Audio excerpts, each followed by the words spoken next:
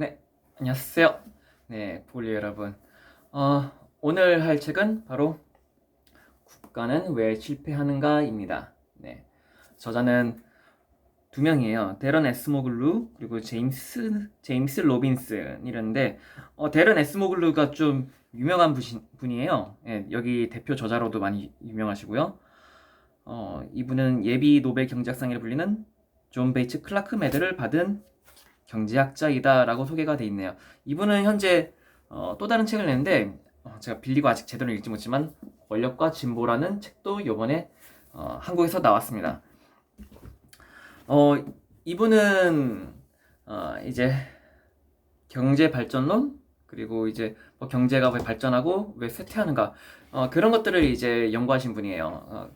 뭐 크게 보면은 이제 경제사학 쪽이겠죠. 예, 경제사 쪽 그쪽을 이제 하시는 분인데 굉장히 이 책도 그렇지만 글을 잘 쓰세요. 예.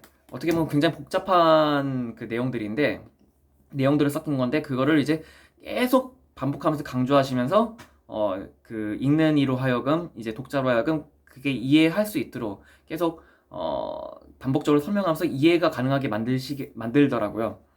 그래서 그런 면에서는 굉장히 이제 좋은 경제학자라고 생각을 하고 우리나라에서 이런 경제학자는 좀 못 본 것 같아요. 예. 어떻게 어려운 그런 것들에 대해서 소비자들이 독자들이나 오는 유튜브 독자들이 이제 구독자들이 읽기 쉽게 만드는 그런 사람은 제가 아직은 못 본 것 같아요. 네.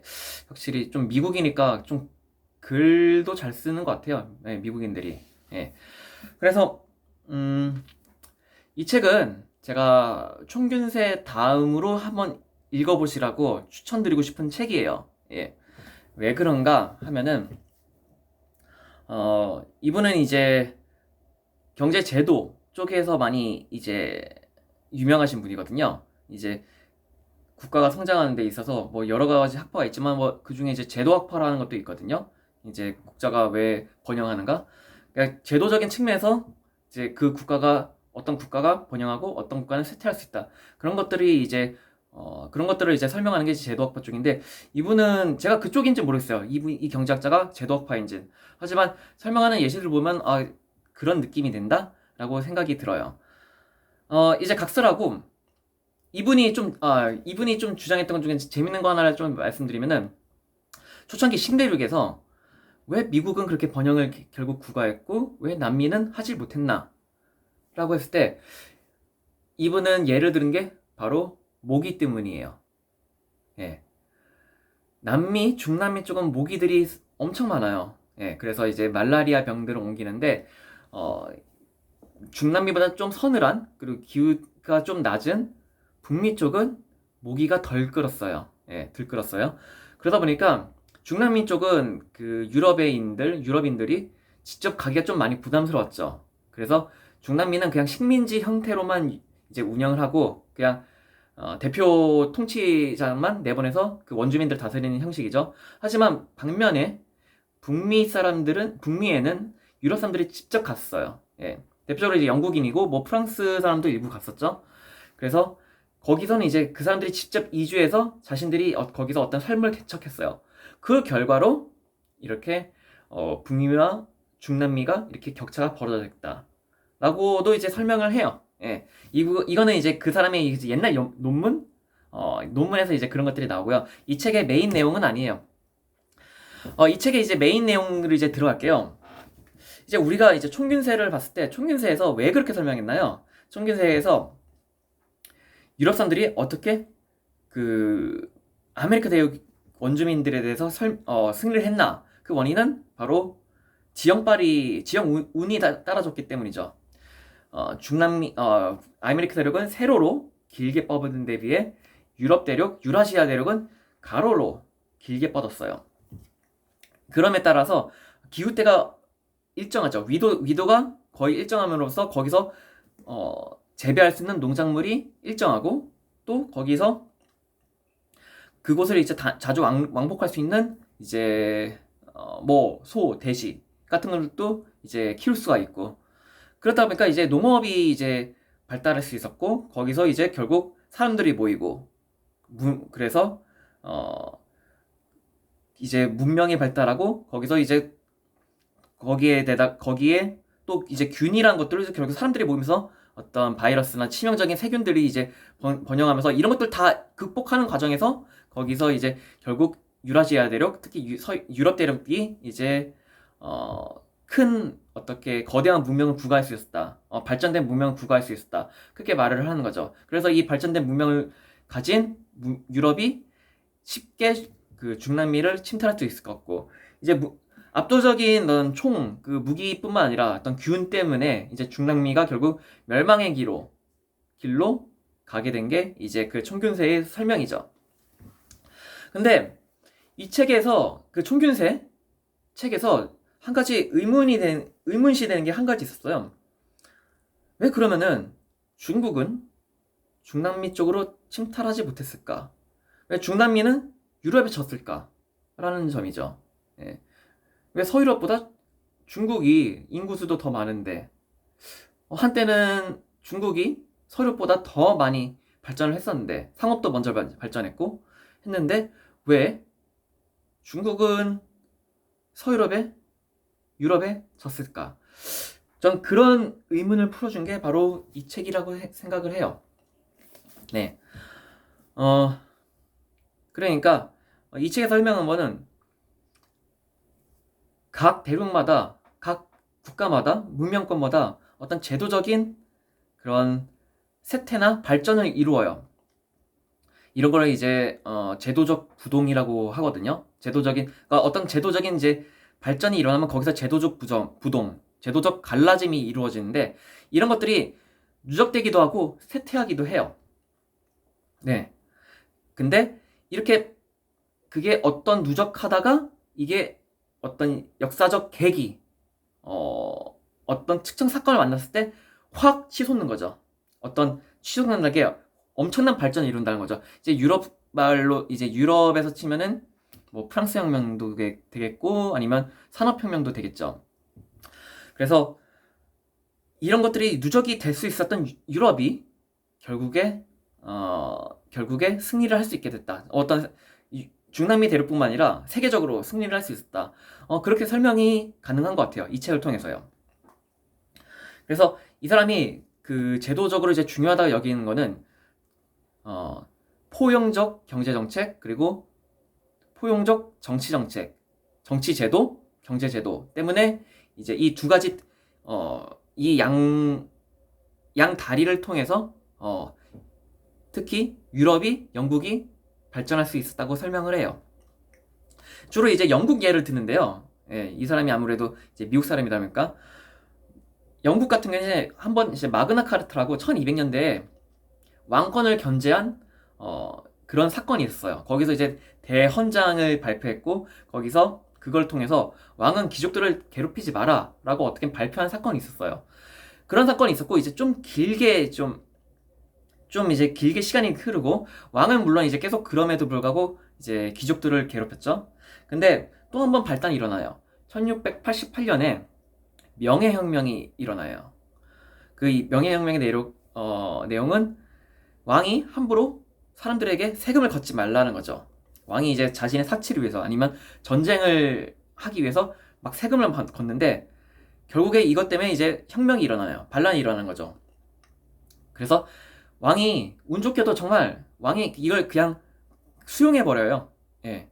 수용해 버린다는 표현이 맞는지 모르겠지만 왕이 아무런 전쟁도 없이 그냥 수용을 하게 돼요. 그 덕분에 영국은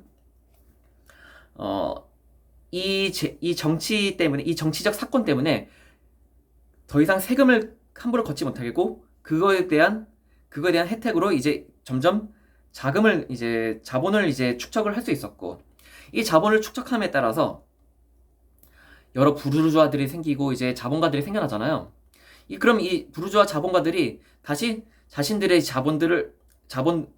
축적한 것들을 서로 뺏지 못하도록 이제 특허권이나 아니면 혹은 이제 어떤 지적 재산권 같은 걸 구축을 하게 되죠.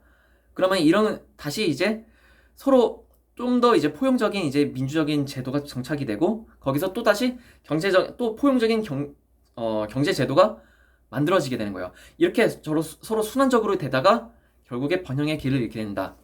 이게 이 설명이에요. 근데 또 이제 한 번에 결정적 사건이 있었죠. 신대륙이요. 예.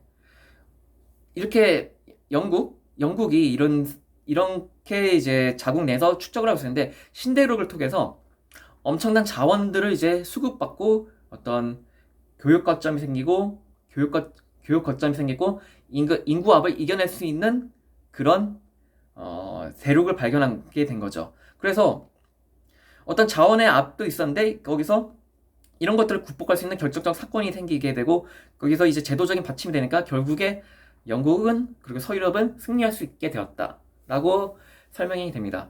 너무 어려워요. 제가 이렇게 지금 아무런 정리 없이 설명을 하려고 하니까 너무 지금 어렵게 되는데 이제 결과적으로 이렇게 되는 거죠. 이제 포용적 경제제도와 포용적 정치제도가 서로 이제 뒷받침을 계속하다가 어떤 결정적 사건, 여기서는 신대륙 발견이라는 결정적 사건 때문에 서유럽이 엄청난 번창을 이룰 수 있었다라고 말을 할 수 있는 거예요. 네. 너무 어려운 얘기인데 너무 제가 길게 막 풀어서 썼네요. 죄송해요. 그래서 그러면 저는 이 책이 그래서 완벽할까라는 생각은 들어요. 네. 저는 이 책을 다시 이제 생각하면서 그러니까 이 책은 결국 그런 걸 말해요. 이제 번창은 역사적 필연인가 우연인가 라는 의문을 제기해요. 여기서는 이렇게 필연 우연이다 말은 하진 않지만 전 결국 그 문제로 귀결이 된다고 생각을 하거든요. 그리고 그가 영국이 서유럽이 어떤 그런 제도를 갖출 수 있는 게 역사적 필연인가 우연인가 의문이 되고 그리고 과연 이제 중국과 서유럽이 같은 유라시아 대륙에 있었지만 그게 결국 같은 유라시아 대륙일까? 그게 이제 한 위도에 있다고 그게 같은 유라시아 대륙이 있었을까? 그것도 의문이에요. 그러니까 제 얘기는 총균수의 운빨은 유라시아 대륙만 있었던 게 아니라 서유럽에 좀 더 유럽 쪽에 좀 더 있었지 않나 생각을 해요. 그 예로 이거는 뭐 제러드 다이아몬드가 말했지만 중국 대륙 같은 경우에는 이제 해안선이 완만해요. 그냥 이렇게 포물선으로 아시겠죠? 이제 다들 지도를 보시면 아시겠지만 포물선 형태로 이렇게 완만하게 있어요. 근데 반면에 유럽은 지중해를 보시면 알겠지만 굉장히 굴곡이 많이 져 있고 해안선이 굉장히 발달돼서 교육을 하기 좋은 조건이에요. 게다가 강이나 산도 굉장히 발전돼 있어서 서로 간에 경계를 치기도 좋고 혹은 그리고 거기다 이 발달된 강 유역을 통해서 각각 거기서 개별적인 나라를 발전시키기도 좋아요. 그럼에 따라서 중국은 그냥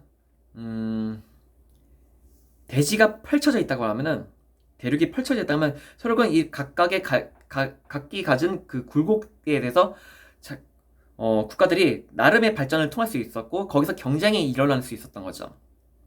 그럼에 따라서 서로 이제 각각의 국가들이 가질 수 있는 어떤 제도들의 경합도 벌어질 수 있었어요. 그래서 이렇게 이제 영국 같은 대륙이 아니죠. 섬이죠.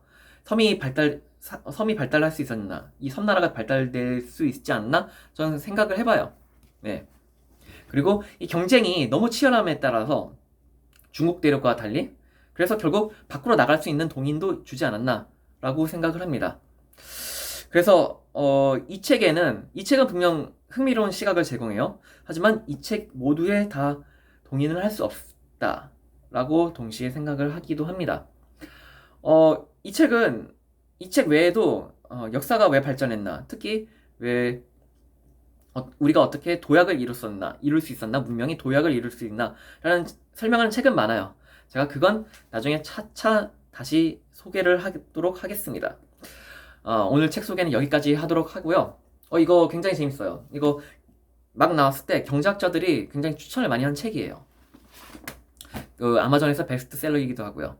그래서 한번 벽돌책이긴 하지만 678페이지네요. 그래서 한 번쯤 꼭 완독을 추천드립니다. 네, 오늘 책 소개 여기까지 할게요. 감사합니다. 안녕. 구독 구독이랑 뭐예요? 알람 설정 부탁드릴게요. 안녕. 빠이.